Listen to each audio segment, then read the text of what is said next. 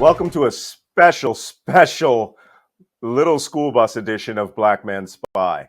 And this is the Prigozhin Paradox episode.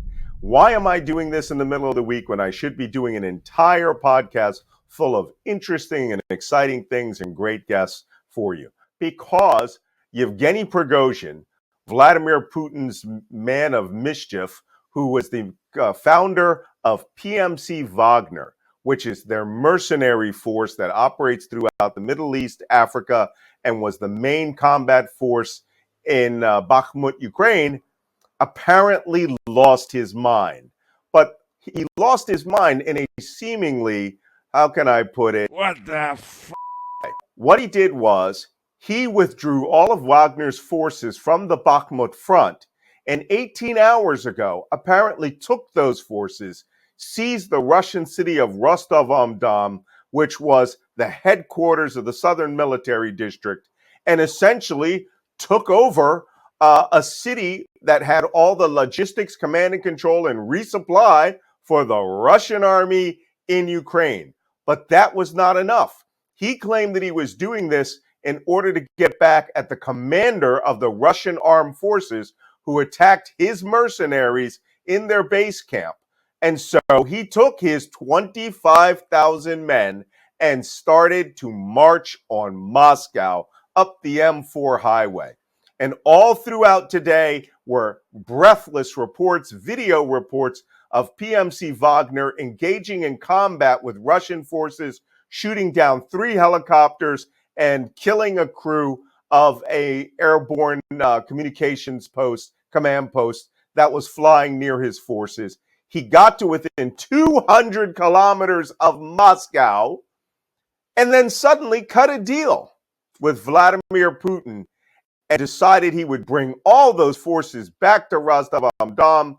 He would surrender himself, be shipped off to Belarus with no criminal charges, and PMC Wagner would be forced to join the Russian army or to be allowed to go to their mercenary camps in Libya, Mali, Central African Republic, and Sudan.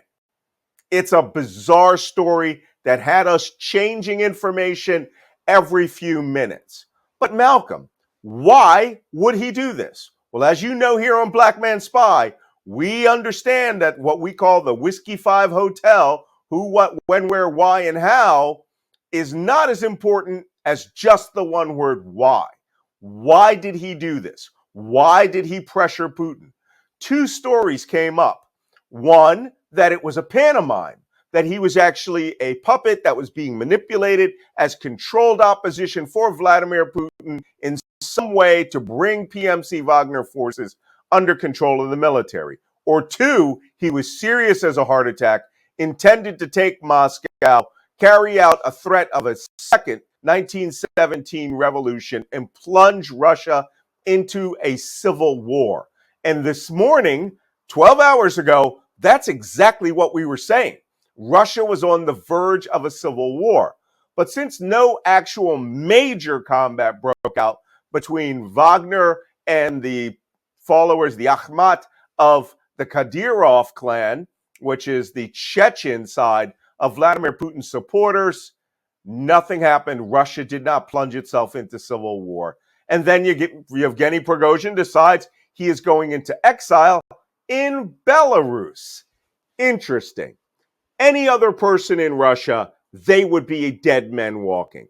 And it's quite possible, even if this was an entire act by Prigozhin or was a sincere form of civil war and pressuring the Moscow regime by going after the capital city and possibly taking control of the country, Vladimir Putin cannot afford to have Prigozhin alive. So I look forward to Yevgeny Prigozhin's terrible accident, crashing from the sky while dying from a heart attack at the time that he was being shot and stabbed in the back while dying from poison on landing in Minsk, Belarus. There's no way Yevgeny Prigozhin is going to survive this. Even if he was Putin's puppet, Putin could not afford him to be alive to tell this story. So instead of a very long Black Man Spy episode, I've given you in a nutshell some of the answers to the questions that people have. But the big question I'm sure you're all asking yourself is why? Why did all this happen? Don't worry about it. No one is going to figure this one out for some time. Even if Prigozhin comes out and makes a statement, you can't be sure that it's the truth. He somehow cut a deal with Vladimir Putin, and as one of Putin's oldest friends, is going to somehow manage to survive this? Not a chance. I've sat in Vladimir Putin's desk at his KGB office in Dresden. And when all his fat KGB buddies were all out drinking beer and hanging out in East Germany with their families, Vladimir Putin was the young, ambitious officer that was trying to manipulate people into becoming spies. This guy was humiliated today. And the only way that you can absolve humiliation for a dictator like Vladimir Putin is to take a very long walk off a very short 20-story high building or to wake up dead. So what we're going to do is we're going to keep following this, and every day I'm going to put out an updater to this story because this requires me to stay on my feet. So tune back into Black Man Spy podcasts. Keep your eye on the Substack. Subscribe if you like what I'm doing because this is the way that I'm giving my information now. Twitter has turned into an entire hellhole of idiocy to the point where even Elon Musk laughed at one of my comments today from some idiot. So you need to get the information that you need. I'm going to start providing it in real time.